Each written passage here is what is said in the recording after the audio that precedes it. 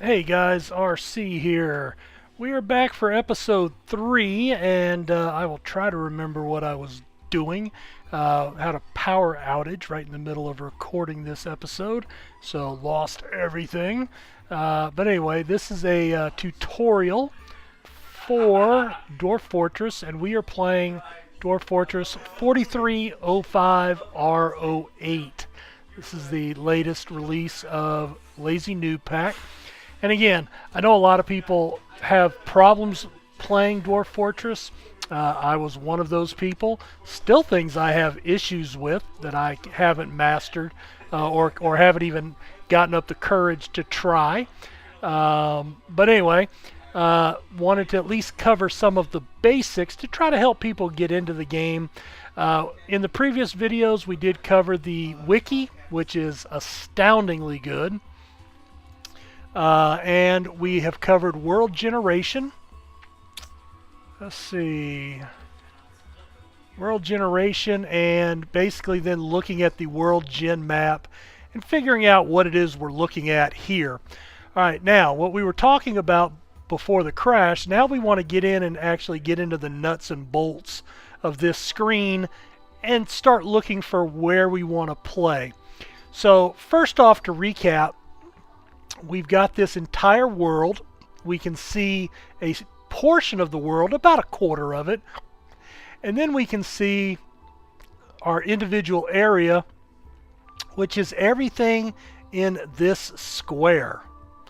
Now, the square is basically 4x4 playable areas, and we can only play one of these areas. So you can see we have a 4x4 zone, and we can place that anywhere on this in this grid, or we can move over using the arrow keys, and we can look around for whatever it is that we're looking for. Now in here again, you've got these like T's, those are trees. N is kind of a grassland area with sparse trees, but some grassland is what they call it. These blue lines are streams or rivers or brooks. These white areas with the rails, those are existing cities. That's how you can tell that with the name in red here. So you cannot play in an area where they are overlaid. It will not let you embark, hence the embark being grayed out. We would have to move over to get off of that, and now we can embark in that area. Alright, so what we want to focus on here, at least in the early part of this video, depending on how far we get. In fact, let me reset my timer for the video. We're going to focus on this right side of the map, this toolbar, so to speak. And you change this mode by the tab key. Alright, so that's the one right to the left of your Q button on your keyboard. It might be elsewhere on a European keyboard. I do not know. This is an American keyboard, a US keyboard. So anyway, here we can tell the name of the area that we're in. So this area right here is called the Hill of Floors. It's a temperate grassland, and we can see that right here with the ends. Sparse trees, so there's no trees. Now if I wanted to get trees, watch what I can do. I can move down and over, and I pick up these areas here, these three areas, and you notice I changed from just this was not an option. Now if I click F2, now I have a heavily forested area on those three trees, whereas the rest of the ends are what we saw before, sparse with moderate vegetation. You can also tell your surroundings, which is your wilderness, your calm. I don't remember if I talked about that last video, so let's hit that again. On the Dwarf Wiki, key in surroundings, and that'll bring you to this page, and you have 9 difficulty levels, or 9 option levels. So this is like the good, the neutral, the evil. Good, neutral, evil. So this is serene is a good biome. Wilderness is a neutral biome. Joyous wilds would be a good evil biome. Okay, something along those lines. And you can look down here. Joyous Wilds has things that, like the Wild Sunberry, which is the best alcohol in the game. Very rare. Just because you're in a Joyous Wilds area doesn't mean you'll get that. You can get a unicorn. Good biomes typically have weaker creatures. Neutral are the easiest to understand. They basically mimic what you would expect in the real world. I do remember elephants. Just a note off topic. There is a Dwarf Fortress playthrough from a long time ago, like version 34, called Boat Murdered, and it's Boat Murdered. Do a Google search for it. I think it's only in text form now. This was actually pre YouTube, I'm pretty sure, but they had some videos somewhere. But anyway, you can find them if you look for them. Incredibly funny and interesting collaboration effort by 7 or 8 guys that took turns playing the same game in succession. It was a succession game. So anyway, check that out, Boat Murdered, if you're interested. But anyway, back to the game. All right, so that tells us what we're looking at here. And then, excuse me, sorry about that. The bottom part here tells you what you will find in that area. So we'll find some sand, some soil, shallow metals, which will mean close to the surface, typically in the upper 10 to 15 levels. Deep metals, which will be past level 10 or 15 underground. And flux stone, which is a mandatory item to have if you want to be able to forge steel. So that's something you'll look for if you want steel. Now you'll notice that's on this level. If I click over to 2, it does change a little bit. In this case, sand, a little soil, shallow, deep, and flux stones. So, you know, that gives you an idea of what you could expect. Now, it doesn't tell you what you'll find, just what to expect. So it may be tin, it may be iron, and and the items to make steel. It may be copper. You know, it could be all of the above. You just have to kind of get in and play and find out. All right, let's hit tab and we'll change screens here. Now these maps stay the same, but now it tells us that in this area our neighbors are dwarves, goblins, humans, and elves. The red line means you are at war. You're always at war with goblins. Now there are going to be some areas, like up here we had this island. If we get up here, there will only dwarves will get to us. Same thing out here, only dwarves can get to us here.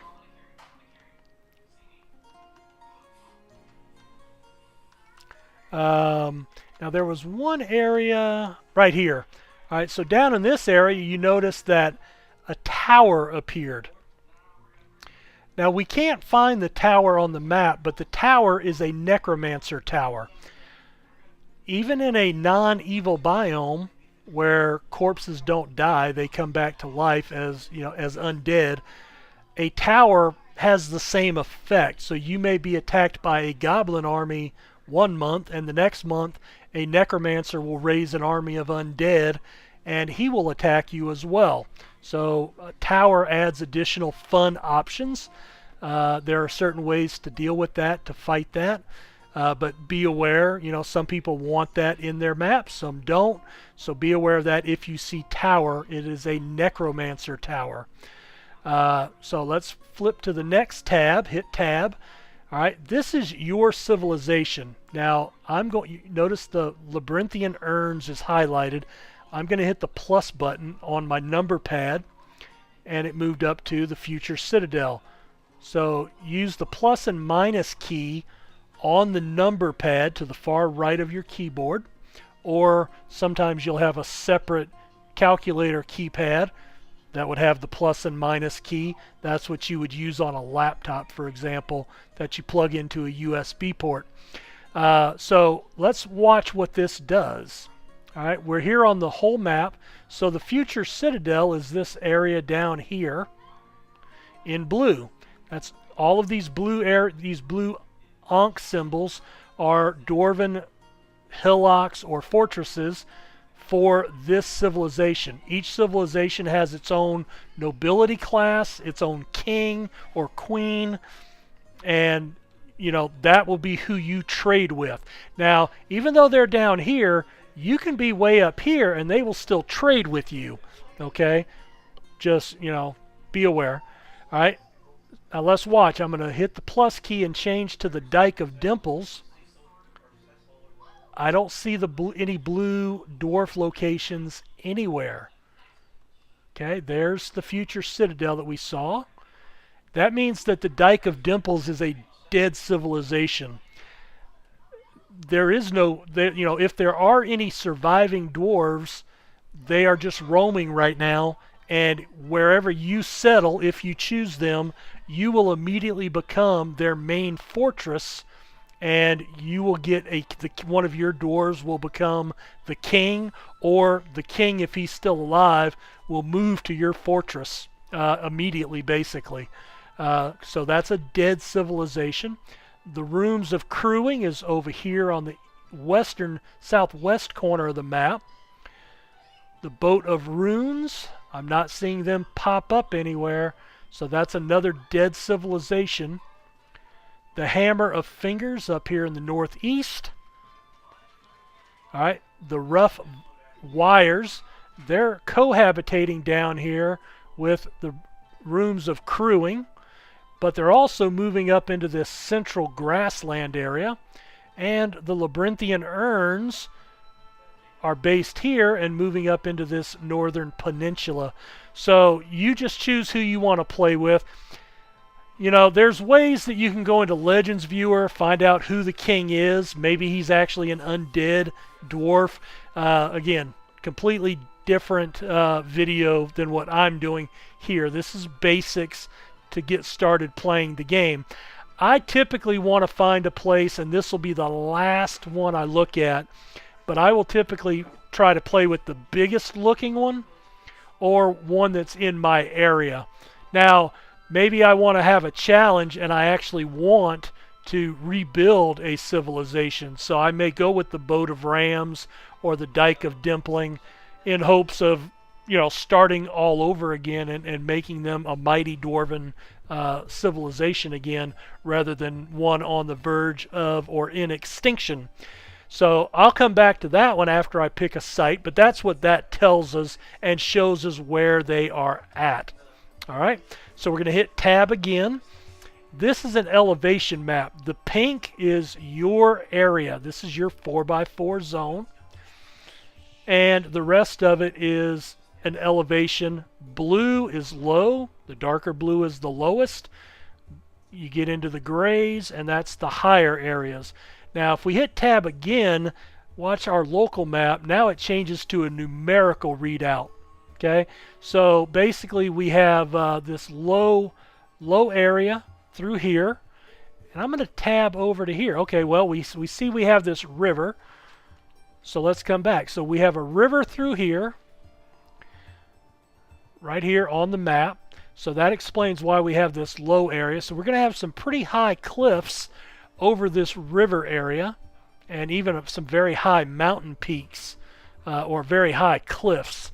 We are going to have these high cliffs to the south, and then we'll have some low slopes and cliffs kind of scattered through here with this higher range kind of zigzagging through our area.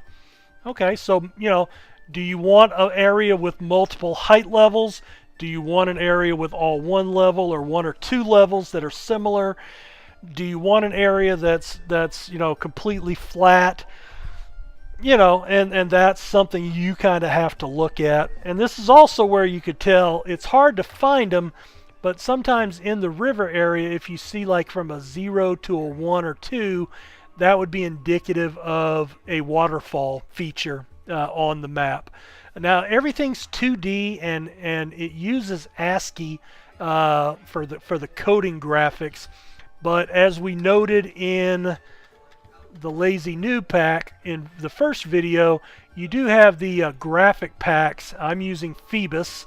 I used to use Mayday, ASCII is the default. A lot of people still play with that. I don't like it, but you know, it is what it is. Obsidian I've used, but Phoebus is the one that I think most people use when they're doing videos, you know, just because it's easier to kind of see some different things. All right, so let's get back to our first screen here, and let's go. Okay, now we want to find a site. Well, you'll notice this biome. Okay, it's F1, 2, and F3. So F1, F2, F3, and you'll notice up here, all that changes.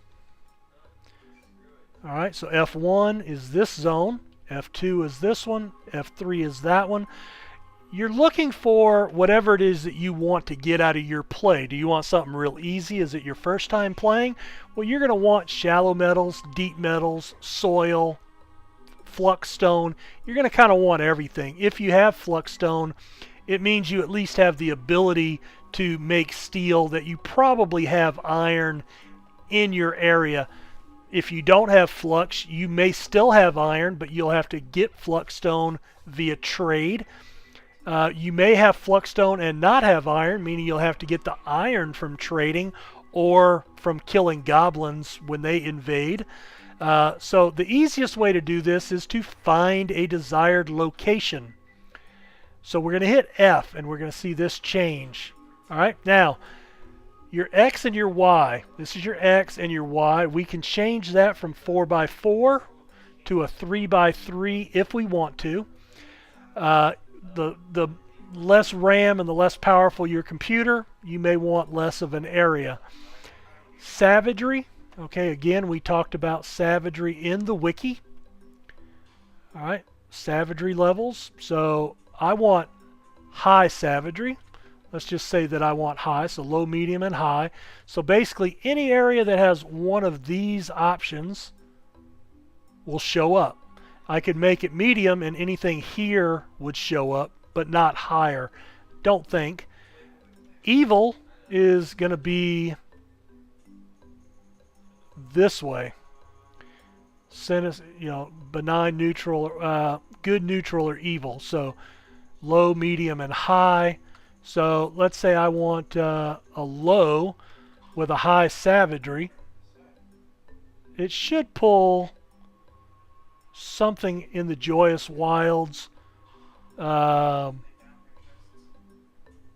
know, I shouldn't get a terrifying.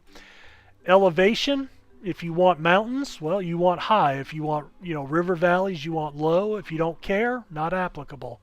Hot, cold, temperate, hot, don't care. Don't care, but you know, NA is don't care. So you have a little bit of rain, a moderate amount of rain, a high amount of rain. Drainage, low drainage means you'll have a lot of standing water in your area.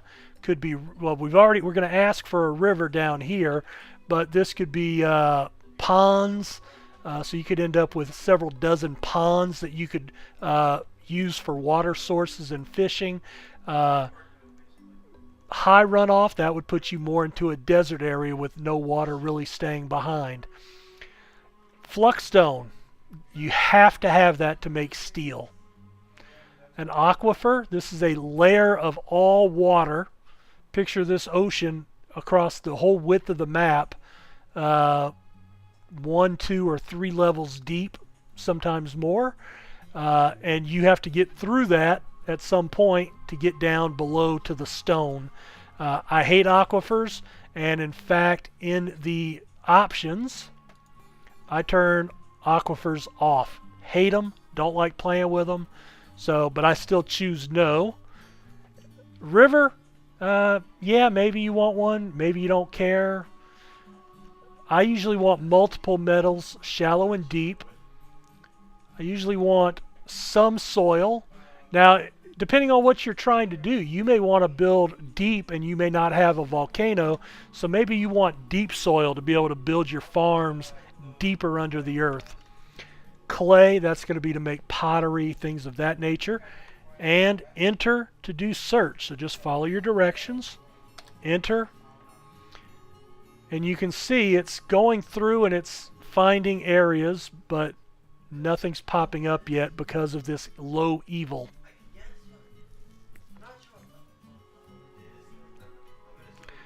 And you can see there's 81 individual zones. When it gets up to about 71 or 72, it'll go really fast. And we're looking for any green X's to show up. Don't have any yet.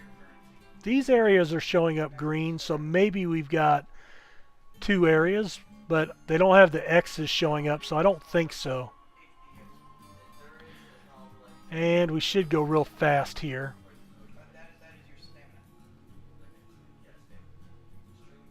There we go.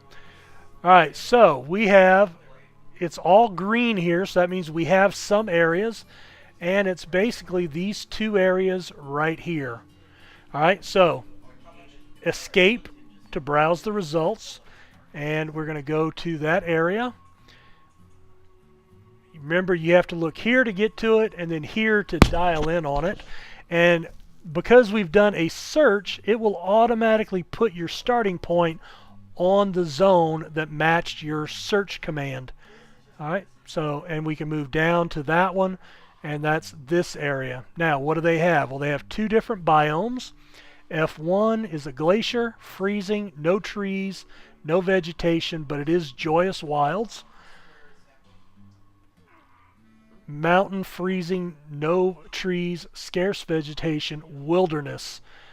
Alright, so we go back here, so we have joyous wilds and wilderness. Well, the joyous wilds is what triggered. Alright, well, that's not enough, and I don't like those areas, so we're going to F, clear the results, and then find location again. Well, let's come back to evil, and I'm going to use the minus key. Or, well, actually, change selection for the 4 and the 6 key. So 4, I'm going to make that NA. Enter to do the search, and we'll let it run its course again. So now we're only looking for savagery, so anything with these 3 tags should show up. Alright, we have a whole area up here, right on the coast, couple down here, couple down here, couple right there.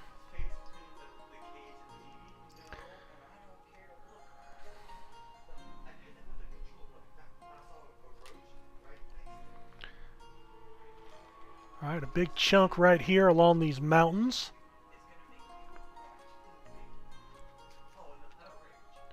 Alright, so quite a few more. So let's escape to browse the results. Alright, now I'm already in this area. There's my cursor.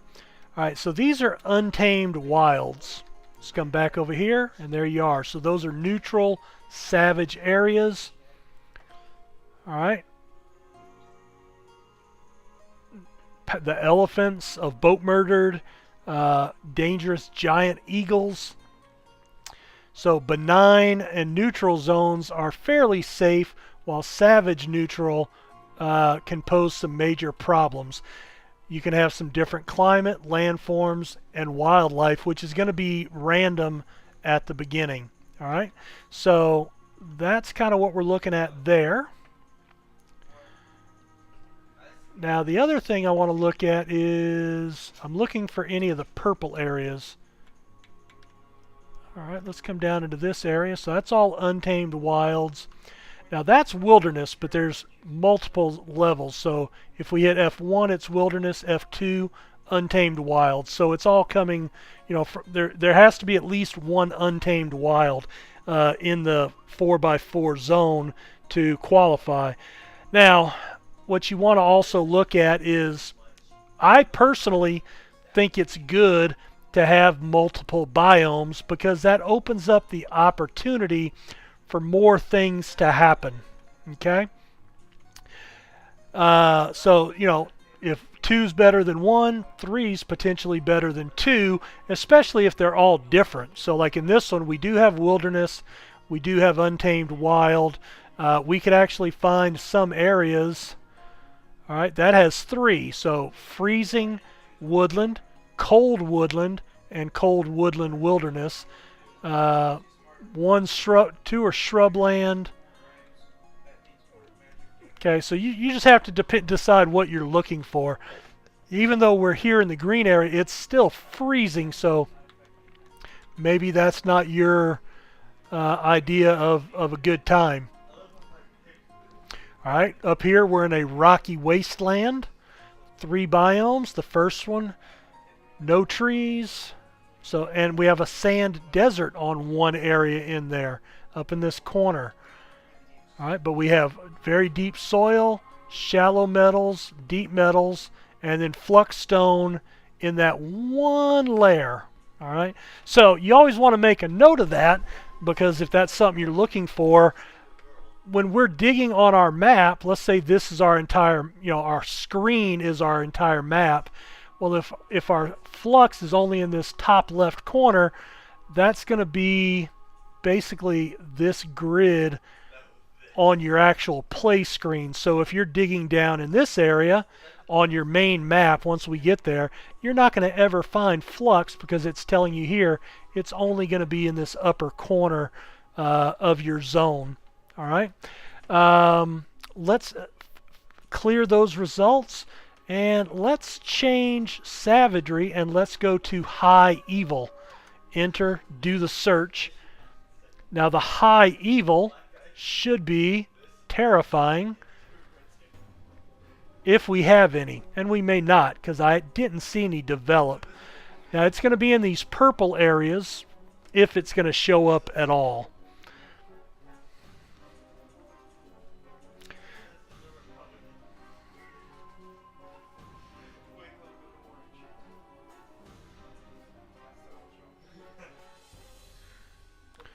Alright, so you can see it's going down, and it just went through there. So I'm willing to bet they're not going to have any that I can see.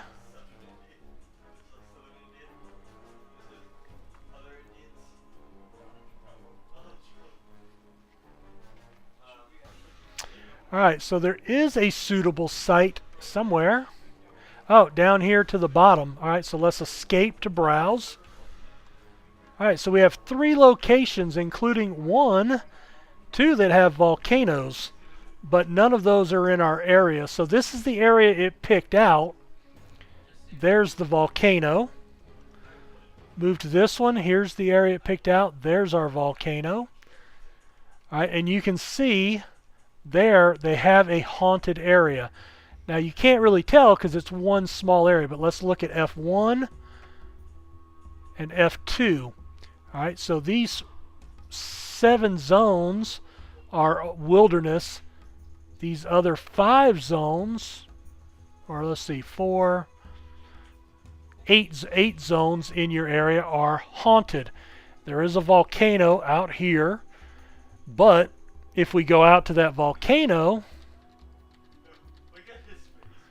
okay, well it's still haunted out there, but it doesn't have all the things I want. It doesn't have flux stone. It doesn't have a river or a water source, whereas down here it did. So it's going to point you in the right direction, but you're not obligated to do that. You can kind of come out of that and just kind of browse around at random. And again, what I'm looking for is, okay, I know I like trees. Now I'm looking here, and I'm looking for like right here. So you see you have 2 different sets of things. You have the big trees with the J's and the tree symbol, and then you have the grassland or the rocky wasteland with these ends. Alright, so maybe I want to come there. Alright, we've got conifer forest, and we've got temperate with no trees. Deep metal, flux stone on all zones, very deep soil, sand and clay, but it is calm. So, what are you looking for? That's basically what you're looking for here. Once I find a zone that I like, that has kind of what I want, that's when I will then go and double check, okay, do they have all of my enemies, or at least the main ones? Do we have goblins? If you don't have goblins, you know, you're not going to have any fun. So that would be something maybe to look at for your very first fortress, but I promise you'll quickly lose interest in that. You want the goblins to be threatening to attack you at some point. Elves and humans are basically trade partners, potential enemies if you upset them enough, and then of course the tower if you were interested in that. Okay, like here's an area. We have the little check mark, the little inn. We have some water there. Alright, let's tab over to our starting point. Alright, 2 biomes. Rocky wasteland, wilderness, no trees. Temperate, badlands, no trees, wilderness. Alright, so no trees. Okay, well that creates its own unique challenge. How do you get wood to make bins, beds? You know, you don't need a ton of wood, but you know, you'll have to get it via trading or pack a bunch with you when you first depart, which means using some of your points to buy wood instead of other items. And we'll talk about more of that on your embarking. So that's what you're going to do. You're just going to try to find the place that speaks out to you.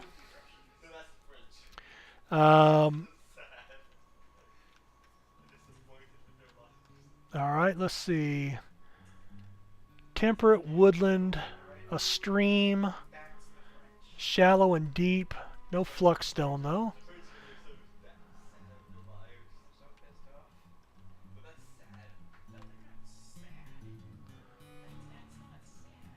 Alright, no trees.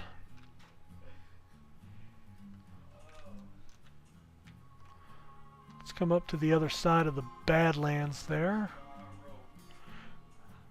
Now see, this one doesn't have multiple biomes. That's why it's not listed. So what you see, that's all you have. Let's see. Alright, that gives me temperate, rocky wasteland, wilderness, temperate, heavy forest, wilderness, has a stream, shallow metals, deep metals, very deep soil, no fluxstone. So even if I have iron, then iron is the hardest metal I can do. I can't make steel unless I import or buy fluxstone from one of my trading partners. So those are the things you have to consider. Let's see.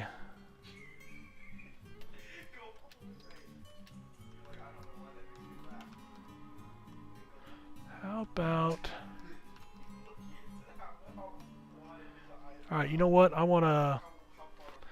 What I'm going to do is I am going to come back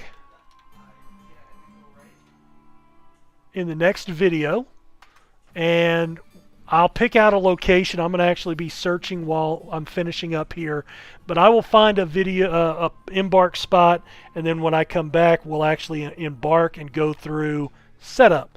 So guys, thanks for checking this out. We'll talk to you in the next video. Take care.